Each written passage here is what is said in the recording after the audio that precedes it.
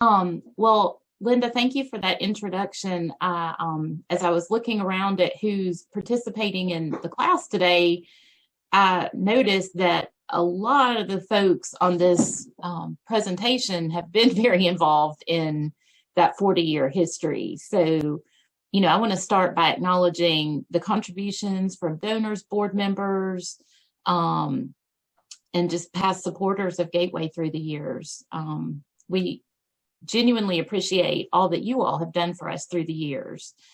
And as I heard you talk about the other agencies that are going to be participating in your classes this month, I can't help but think about how important those other agencies are to us as well, because we couldn't operate without the support of what those other agencies are doing. We send a lot of our families. Lindsay probably told you last week about the daycare center, Little Steps Daycare that Family Promise is opening. That has been such a gift to Gateway, because now when our moms are looking for work and are not yet having any income, they've allowed our families to use that daycare center. And I can't tell you what a huge gap that filled in the community when they opened that program. We send families over to Good News Clinic regularly to catch up on routine health screenings. And we've come across some folks who we think are good referrals to Sacred Roots Farms as well, and have helped connect some folks out there. So, we're just very fortunate to have a community where everybody, really does want to work together for the good of the families we're serving. So, as I get started, I want to share a very brief video that tells the story of a client we're still serving. She lived in our long-term transitional housing program and has recently moved out of that program. So she lived in our emergency shelter and then our longer-term transitional housing program. So I'm going to cue that up. It's about 5 minutes, and then I'll be right back. Well, I'm going to try to cue it up. It doesn't always work on, let's see. Here we go.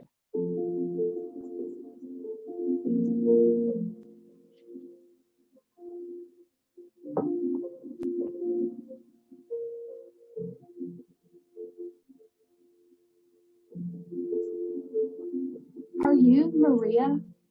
Those 3 words quite literally pulled me out of the cold and onto a path of healing and safety. Let me explain.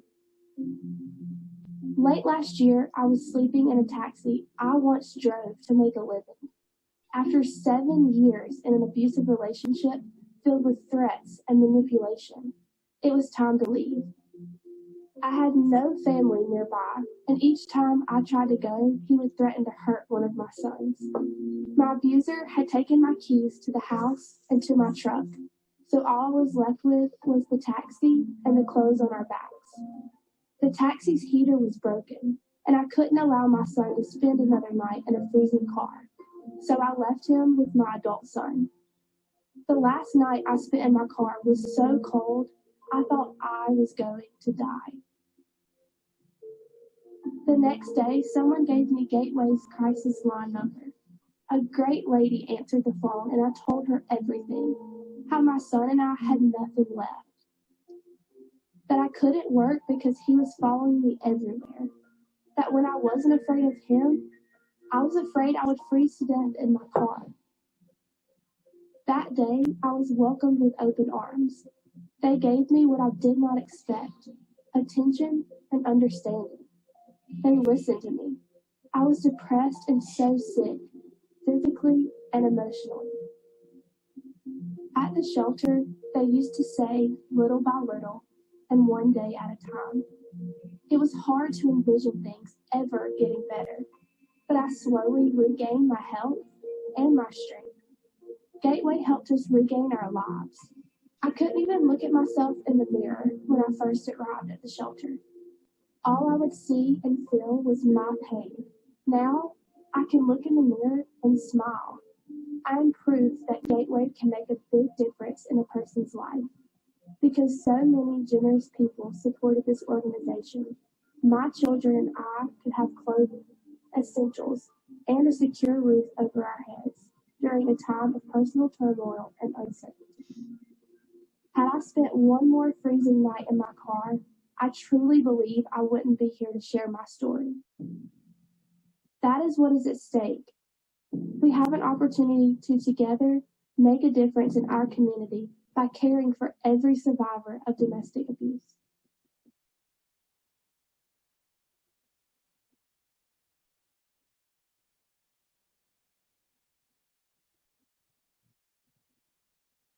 Okay, are y'all hearing me still?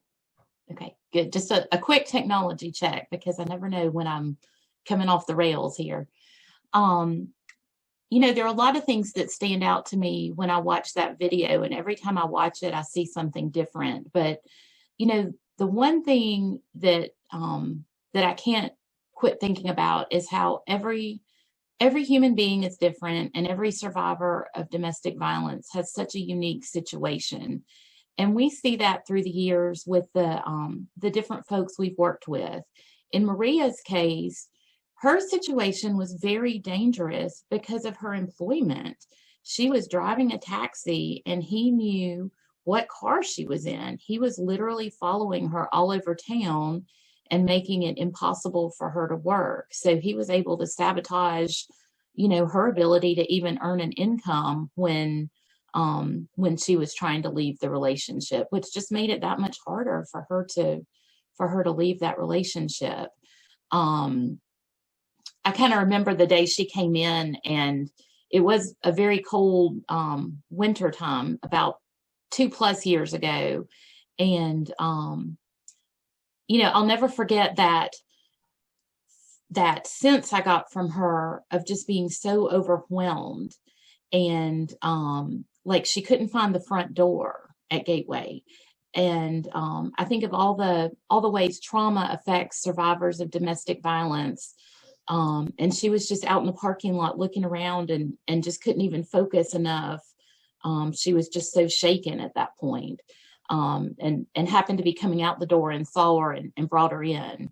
And she told us later, what she remembers about those first few days is nobody made her do anything. We just said, come on in, let's get you situated, let's get you warm and safe, and we can do the paperwork later. There is some paperwork, but we'll do that later. Another survivor I think of when I watched that video with a kind of unique situation was one who was a county school bus driver several years ago. I don't know if y'all realize this. The city school bus drivers bring their buses back to a central location in the evening. But we had a county school bus driver. Now, those drivers tend to bring their buses back to their home at night. So when she left her abusive partner, she essentially had a billboard for her, a big yellow billboard disclosing her location wherever she went. So our advocates had to take some pretty creative steps to find ways to help her relocate a school bus and safely get to and from that every morning to go to work. So just every situation's unique and every situation's different. I'm going to tell you just some basic dynamics of domestic violence that we see in our work. And I want to talk a little bit about how the pandemic has affected Gateway's work, and just update y'all briefly on our capital campaign to build a new shelter. So those are the high points I want to cover in the next few minutes while we're together. You'll see on the slide right now the basic underlying definition of domestic violence. That's when we have intimate partners, husband, wife, boyfriend, girlfriend, where one person is using behaviors to manage power and control in that relationship. A lot of times that involves economic abuse, physical abuse, emotional abuse. The word we're hearing more and more now that I wasn't familiar with until about a year ago was gaslighting. Have y'all heard that term? It's when you're just making someone feel insane by convincing them things they know are real or not real, and just a very emotionally draining form of abuse for people who survive emotional abuse. So we tend to see that domestic violence does work in cycles. These can be very short time periods or very long time periods within families where tensions build, an incident occurs, things get better, and then there's a calm. Usually the calm, the reconciliation and the calm you see here have to do with apologies, promises not to be abusive again until things go back into that cycle over and over. A lot of times people ask why victims of abuse don't just leave. But as you heard from even Maria's story at the very beginning, everyone has very unique reasons why it's difficult to leave an abusive relationship. There's fear. There is a concern for their children. When people talk to us about how their children impacted their decision to leave an abusive relationship, a lot of times they talk about a fear that if they get a divorce, that their abusive partner had never abused the children and would likely get partial custody or visitation. And so there's just an uneasiness among moms sometimes to have the children in a situation where they're not with them, to be sending them to dad's house. Financial insecurity is a big one. One that's not mentioned here that's a big one is love. For a lot of people, they love their partner. They love a lot of things about their life together, but they wish they wouldn't abuse them, and they have to make a tough decision to stay in that relationship or to end that relationship. I'm going to pause and just see if I've prompted any questions yet. Everybody's muted, so if you have a question, you'll need to unmute yourself to ask the question. Okay. So Gateway has some very unique philosophies that are somewhat different than some of the other service providers in the community. We believe that most of the families we're serving have experienced a lot of trauma, and so we provide a trauma-informed environment. We offer a variety of services that I'll tell you about in just a minute, but we don't mandate any of those. We feel like the women and children who come to us have been told what to do a lot. And so we want to offer services that appeal to them and that we think will help, and then let them make those selections. We believe that survivors of domestic violence know best about their situations. They know better than we do. So we know some of the textbook stuff. We've been to the trainings and the classes. We understand, risk factors for domestic violence. We can share that information with survivors, but we believe they know their abusers and they know what their abusers are capable of doing. And so we feel like we do best when we partner with survivors of abuse instead of telling survivors what to do. All of our services are free and voluntary. There's no fee for anything that we do. And everything we do, we offer in English and in Spanish. So I've popped up a screen now that gives you just some facts from the last year. And I want to use this opportunity to tell you about some of these services. So Gateway is probably best known as an emergency domestic violence shelter. And you'll see that we housed 150 people last year. I'm still tripping up on my language on that a little bit. I've traditionally said women and children, but over the last year, we've actually had a few male survivors of domestic violence that have needed housing as well. And actually, as I'm speaking to you right now, we have a male survivor in the shelter who we're housing and providing support to. So I'm evolving and growing and trying to do better with my language. I still say women and children, but in reality, that's 150 people lived at Gateway last year. The number that's a little higher than normal is the number we placed in a hotel. 58 people spent some of their time in a hotel last year. We were slow here at times during the pandemic. At the beginning, things were kind of eerie. Nobody was moving much. But then a few months into it, we saw a really big boom, and we didn't have enough room for everybody. So we were using a lot of hotels during that time. And we also used them to help separate people, give some social distance. Normally we might have put two women who didn't have children with them in the same room. But during the pandemic, we absolutely weren't doing that because we were trying to keep everybody healthy as well. So in total, we had 18 people a night on average in our 18-bed shelter. There were nights at the beginning of the pandemic where we're not as full. And then there were nights, May, June, July, when we were bursting at the seams and we had, a full shelter and several people in hotel rooms.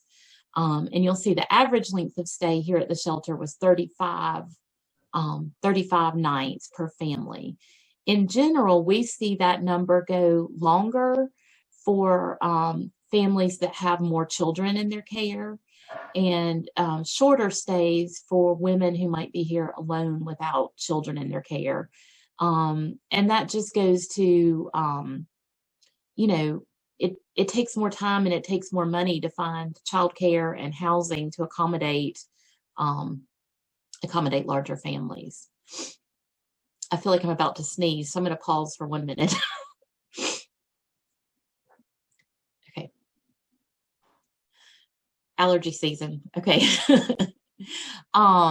You'll see our outcomes are really good. At the top of the next column, 98% of our shelter residents had safe housing that we knew of upon exit.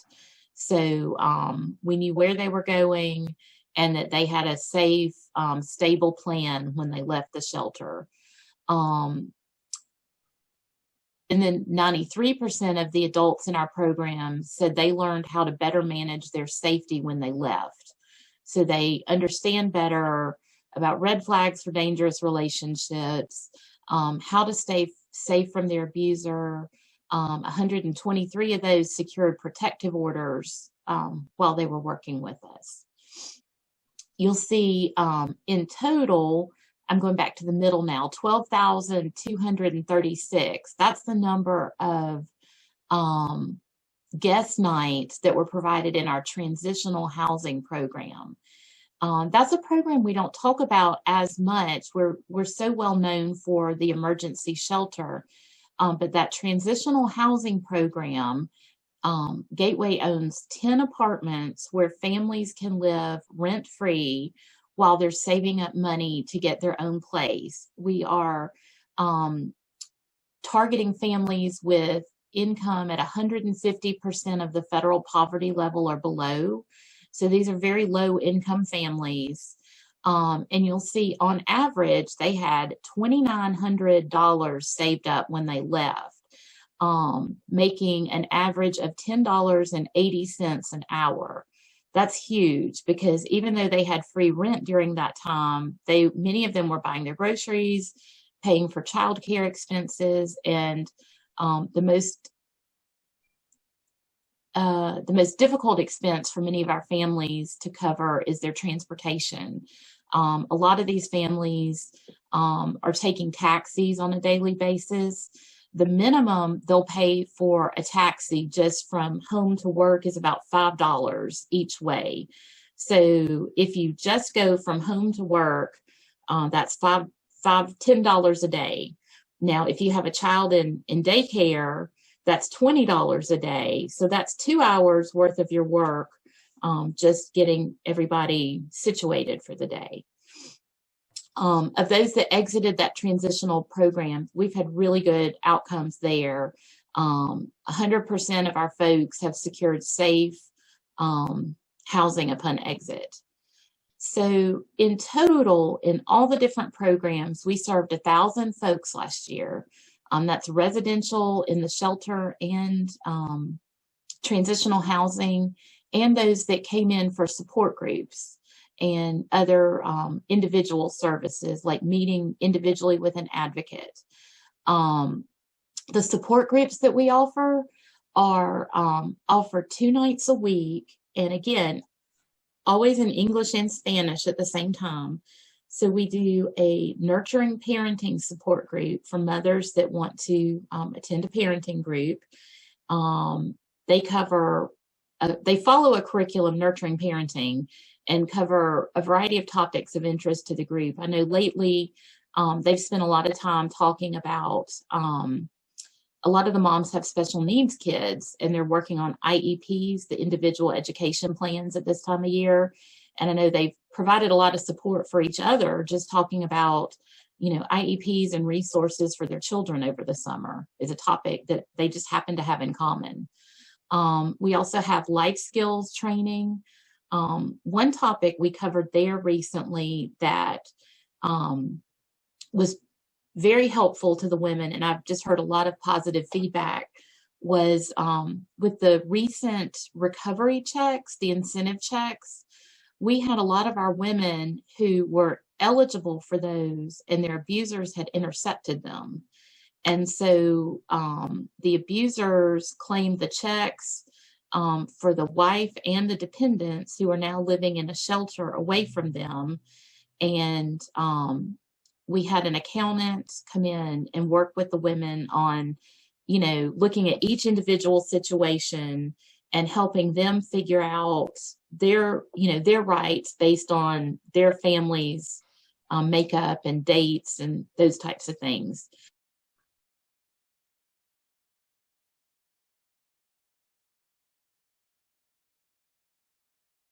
Out of the hands of the dads. And then, of course, whenever we're doing support groups for moms, we're doing support groups for children. And those groups are fun. There's a therapeutic intervention in every group. We have therapists and facilitators with a variety of different skills and talents. We have an art therapist who comes in and works with each age group at least once a month. One of our facilitators is a theater teacher. We have, just a variety of gifts and skill sets that make those groups fun and give children a variety of experiences when they are with us in those groups. Okay, I'm going to pause for just a minute and see if there are any other questions before I move on and talk briefly about the pandemic.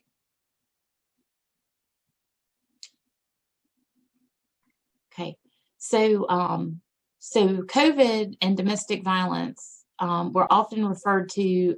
Domestic violence was referred to as the hidden pandemic that came out during COVID, or the pandemic within the pandemic. There was a lot more news coverage and awareness, I think, last year about how the pandemic was affecting domestic violence survivors. And I think a lot of the community that's not usually thinking about how current events affect domestic violence victims became more interested and aware last year, because I have a lot more people stopping me and just saying, hey, that was something that had to be really hard on victims of domestic violence. So I want to pause for 1 minute and show you one other quick video clip. And I apologize if any of you participated in Gateway to Hope and may have already seen this. This is a short panel discussion with Chief Jay Parrish, a couple of Gateway advocates, and a therapist talking about how the pandemic affected domestic violence survivors. And then I'll be right back after this airs.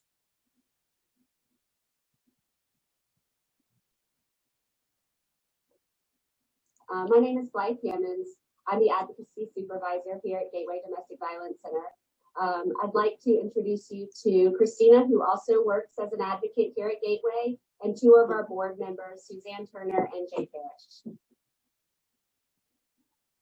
First, I just want to start the conversation between us all about what have you seen with the connection between our recent pandemic and domestic violence? Blythe, I'll take that. When the pandemic first started and we had some shelter in place, like all crime numbers, our numbers started to go down. We weren't getting calls, we weren't getting reports.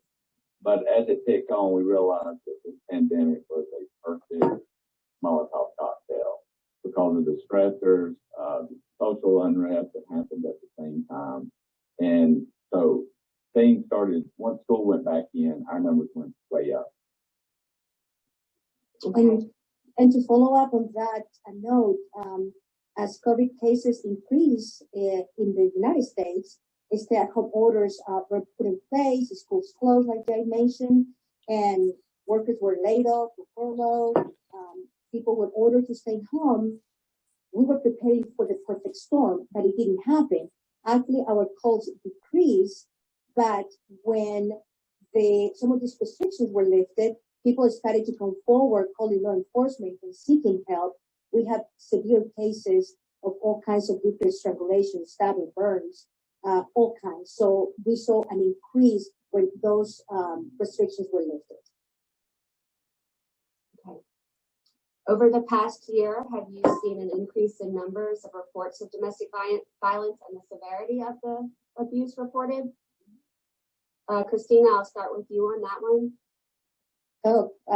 Cut then, because then I was supposed to wait for that to go on all that web page that I did. I am so sorry. But I may have. All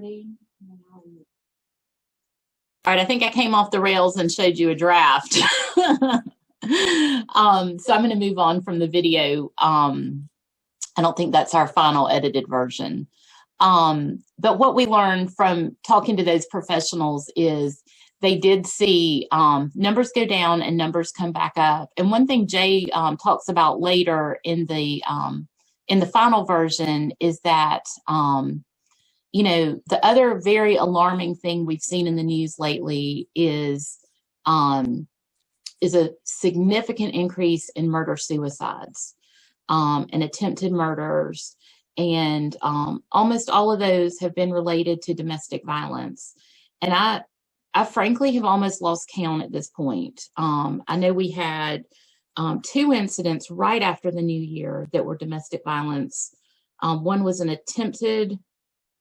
incompleted murder with a seriously injured victim at the end and a suicide. One was a completed murder-suicide. There was one right before the end of the year.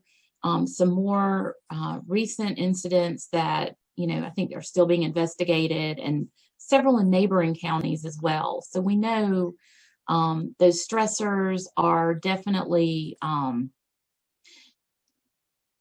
impacting people. The violence we're seeing has been worse at times, like Christina mentioned, more serious injuries, and people sometimes staying in those situations a little longer than they normally would have because they didn't know how to ask for help. Some of the risk factors that we look at when we're working with survivors of domestic violence are access to weapons, choking, strangulation. The survivor's belief that the abusive partner could seriously injure her is one that really concerns us.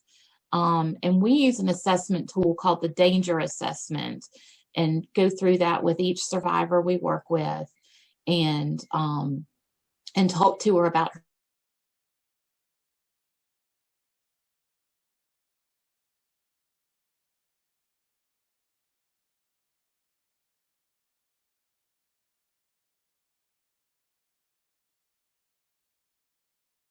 danger. They very frequently underestimate their level of danger and kind of minimize how serious their situation might be.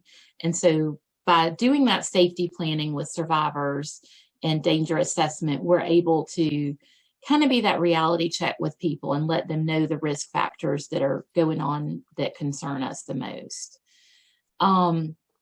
When we talk about how to help a friend, this slide has to do with during COVID, but a lot of these rules are the same no matter when, what time period.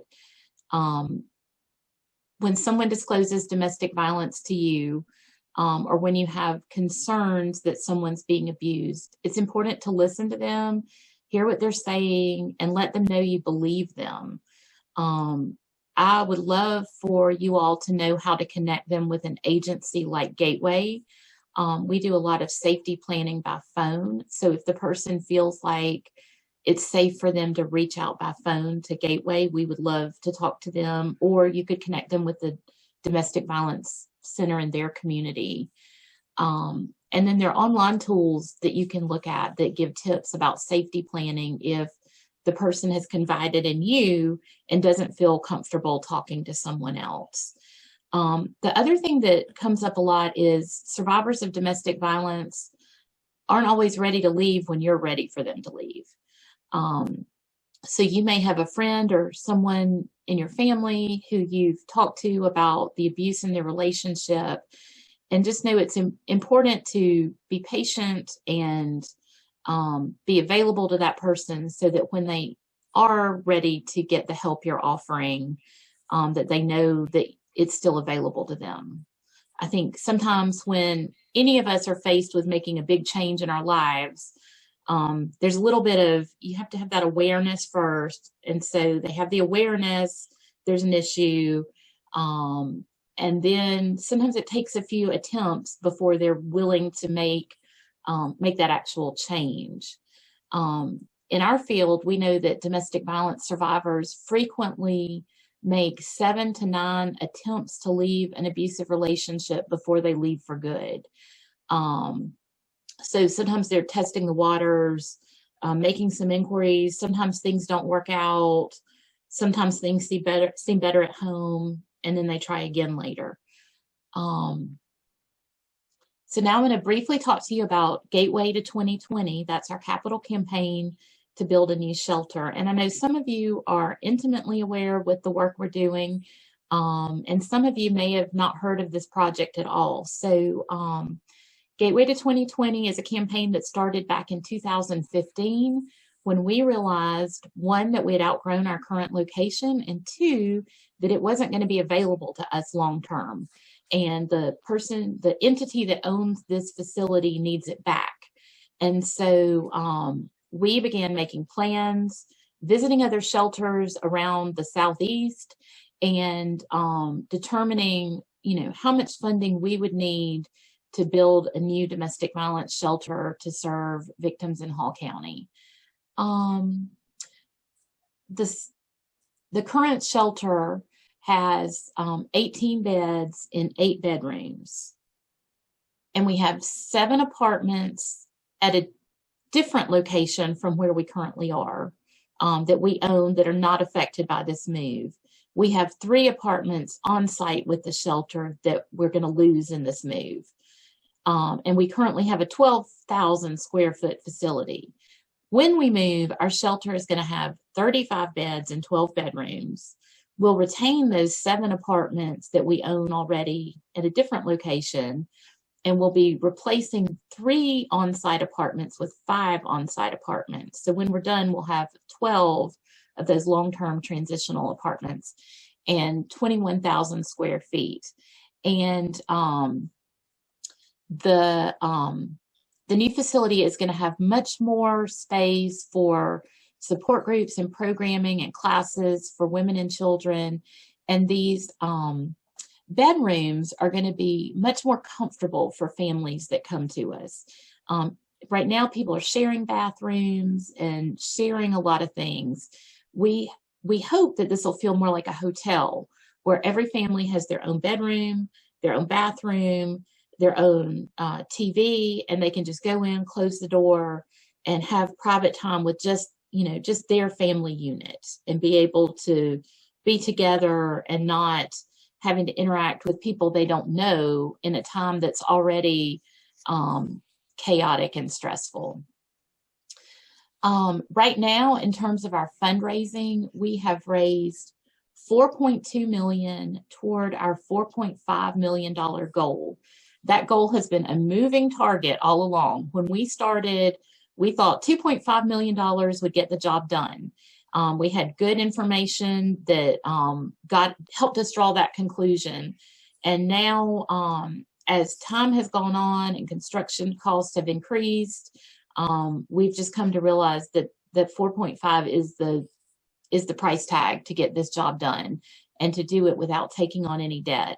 So I'm very excited that we have begun construction. We have broken ground, Linda. We have erosion control work going now on the site. So I call that broken ground and site work.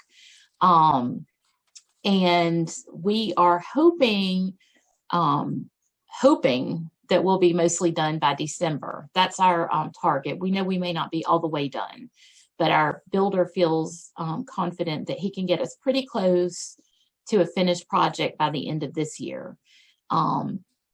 So that is where we are with Gateway to 2020. And I'm going to leave you with this slide just showing, how to help Gateway, volunteer, support our thrift store. We're down to one thrift store on Park Hill Drive now. And so we take donations during a limited window of time. You might check the website before going, because I know that's sometimes a frustration to people if they load up the car and go to take a donation and the store's not able to accept it. Make a financial donation or check out our needs list on our website and consider donating items from that. Okay, so now I hope you do have questions, because I'm done talking, and I hope I can answer questions for all of you. And I'm going to stop sharing my screen now.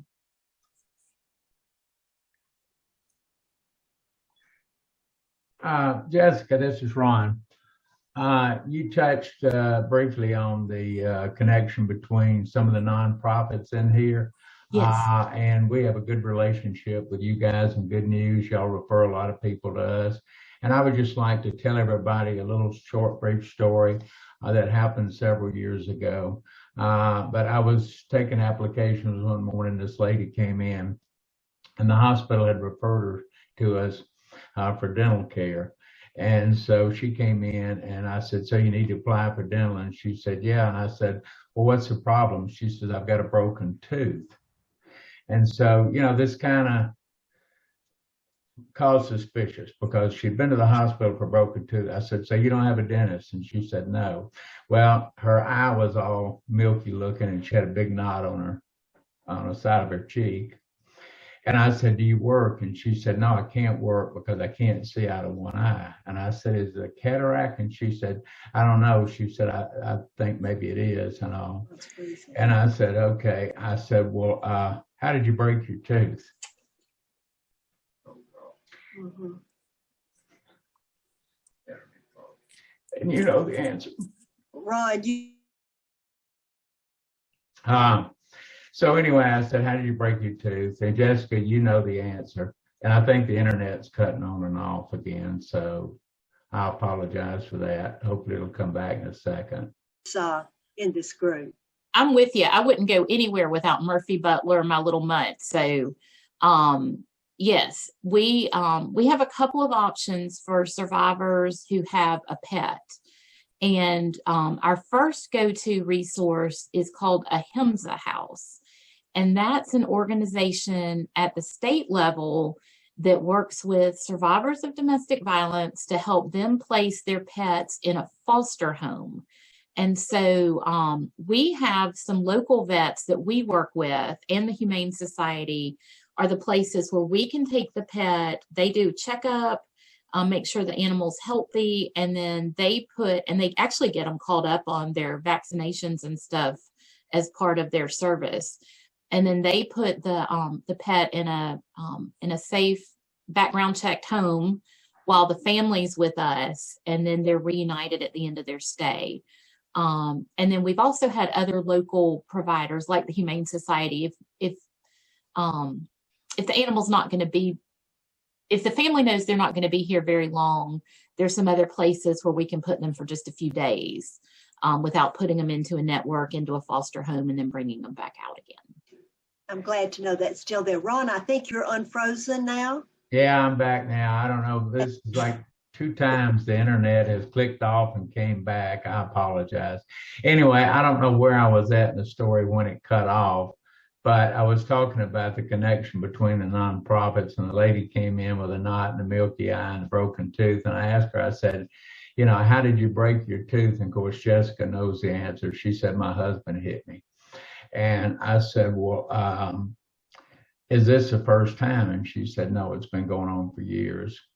And I said, well, I don't mind being personal, but I said, why do you stay? And she said, I have nowhere else to turn. And so I said, if we can find you an alternative, are you willing to consider that? And she said, yeah. So I went in and told Liz Coates, I said, Liz, you need to take over from here and see what we can do for this lady. Anyway, we fixed her tooth. We signed her up for medical. They got her cataract surgery done. She moved out, moved in Gateway. And unfortunately, never followed up on it. I don't know what happened after that. But that just shows you the connection between the nonprofits and what a great thing they all are for our community. So, and I thank you, Jessica, for. Thank you. And that you asked the question, what happened, that opened the door for that is wonderful. And she must have been ready for help, because not everybody will tell you on the first time what's really going on. So. Well, I think she was, I think she'd been wanting out of that situation for a long time, but had nowhere to turn. And her going to the hospital with a broken tooth and them sending her to us, finally, she had somebody to talk to, so. That's Jessica, mention a little bit more, if you would, about how Gateway and the police interact and the sheriff's department interact. Well, there's several different ways that we interact. I mean, one thing that comes to mind right away is our process for helping people get protective orders. We have an office at the courthouse where we work very closely with the Superior Court judges. The sheriff's deputies help us get those served, and are just very interested in positive outcomes and making sure folks comply with those orders.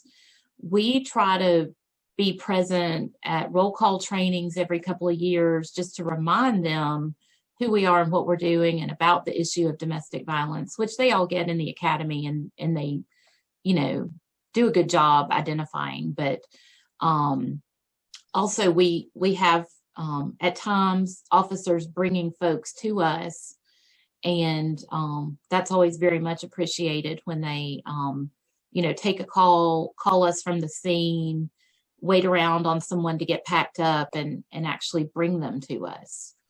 So there are just a variety of ways that we're able to work together, and they serve with us on the Hall County Domestic Violence Task Force as well. Jessica? Yes. What's your success rate with women once they've been through your program and they're released, and them not going back into an abusive relationship? Okay, so that's a really hard question to answer, because we find that when people leave here and do end up going back to their abusers, they don't always let us know. I think there's a lot of embarrassment that we helped them, and that they've ended up going back into that situation. And, we don't always consider that a lack of success when someone comes back to us as well. Because, it'll be at times when someone leaves, they go, they get their own place, whatever happens, they end up back in that relationship. And then a year later, they call us again. So I view that as a success too, that the person trusted us enough to come back and to call us for help again, and felt like we helped them the first time, and that they want our help again.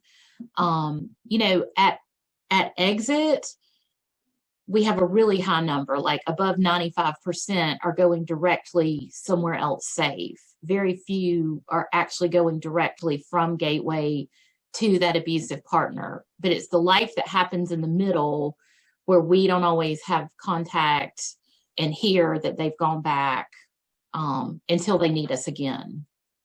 I hope that answered that question. It did. I think that's probably a real hard issue for people that have been in those relationships not to be sucked back into it again. Yeah. Thank you. Oh, sure.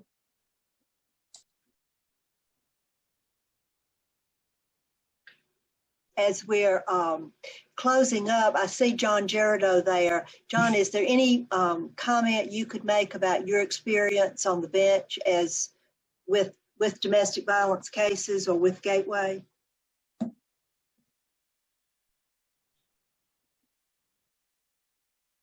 Unmute, please. Can